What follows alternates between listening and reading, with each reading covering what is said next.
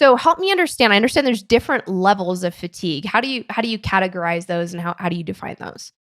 So those different levels really have to do with what you need to do in order to get better.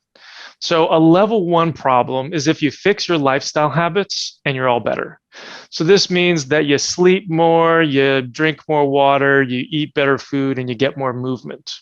Now, a lot of people who have fatigue and long haulers can't really move much. You get off the couch or whatever, and you're too tired or you're short of breath. So that's level one, where you fix those lifestyle habits, and then your fatigue is gone and your energy is good, and you can go back to your life. A level two problem is if you have deficiencies as well. So that means that you fix the lifestyle habits and you're still tired. You still have these weird symptoms.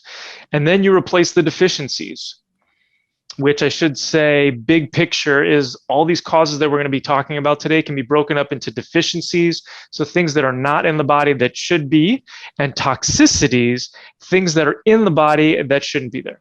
So let's come back to level two. So that level two problem is you fix your lifestyle habits, you're still tired, and then you replace the deficiencies, which are things like hormones and nutrients and neurotransmitters, and if you're and you get better. So that's if you have a level two problem. So you replace those deficiencies, you replace the lifestyle habits, and you're better. If you're still not feeling better, and this is when people see us, it's level two, level three. If you're still not feeling better, it's because you have a toxicity that's present.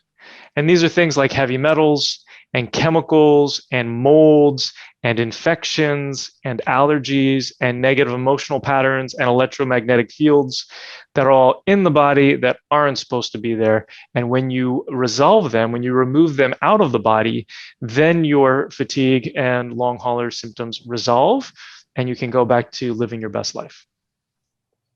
That's awesome. I really appreciate you breaking that down. So in level 3, is trauma included in level 3 as well? Like stored That's right. trauma? Okay. That's right. We call it negative emotional patterns because it can be anything from really severe trauma to some sort of abuse, or it can be anything less than nurturing. The latest definition of the adverse childhood events, or adverse life events, as I like to call them, is anything less than nurturing. So, I was raised with two other siblings, and there was no way my mom was going to meet all of my needs.